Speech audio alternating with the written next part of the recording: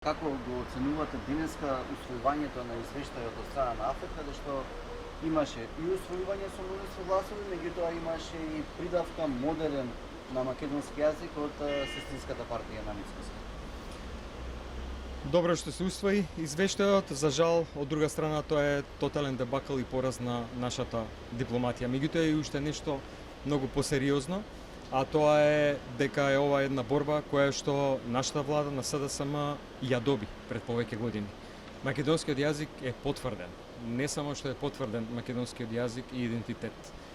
Туку нашето собрание во јули 22 година има донесено заклучоци со кои што тогашната, а и секоја следна влада ги обврзува дека за јазичните, културните и идентитетски одредници ниту една влада не смее да преговара.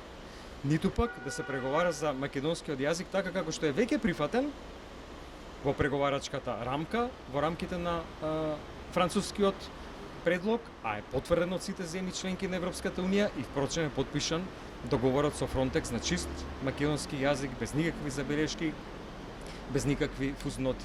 За жал сметам дека е ова една борба која што и премиерот и ВМРО ДПМН сака да прикажат како своја борба за македонски јазик, меѓутоа таа борба е завршена. Дополнително сметам дека со ова сериозно ги загрозуваат нашите позиции, поради тоа што тие не можат и не смеат, согласно заклучоците на нашето собрание, во 22 година ова да го прават. За македонскиот јазик, идентитет и култура никој нема право да преговара во или со Европската унија. Да, рековте не сме, што не сме, немаше потреба воопшто да се вметнува вакво нешто во извештајот?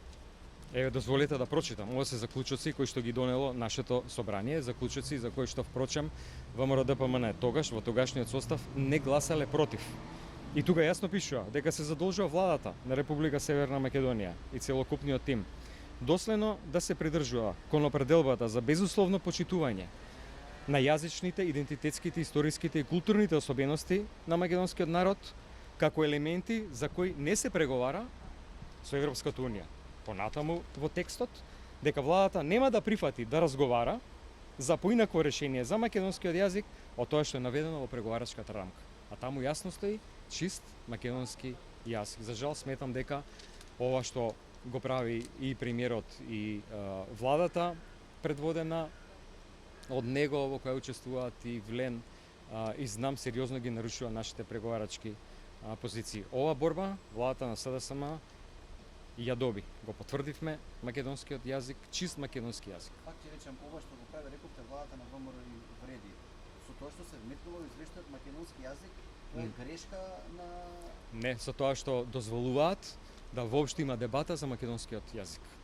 Дополнително, тоа што таа дебата и тоа што тие амандмани кои што денеска на комитетот не се поминати, но според најавите ќе бидат поднесени на пленарната седница на почетокот на јули, доаѓаат од сестринските партии на ВМРО ДПМН. Така да тоа е еден сериозен пораз за нашата дипломатија и за владата. Што очекувате на таа пленарна седница на Европскиот парламент? Дали еве како опозиција владата ќе има вашата поддршка, нели, за да воопшто не се преговара? Ние и во текот на изминатиот период, претходните денови, нормално и на пленарната седница, сме целосно координирани со европарламентарците од групата на социјалисти и демократи, кои што се свесни што владата сака да направи, каков пиар да прикаже едноставно таа борба која што е залудна и целосно непотребна за нешто што ние сме го обезбедиле целосно претходно, а собранието тоа го потврдило, сега сака да го прикажат како некоја нивна победа. Имате ли можеби комуникација со европарламентарците од сестринските партии, да речеме? Да, тоа го спомнав со европарламентарците од групата на социјалисти и демократи. Благодарам. Благодарам.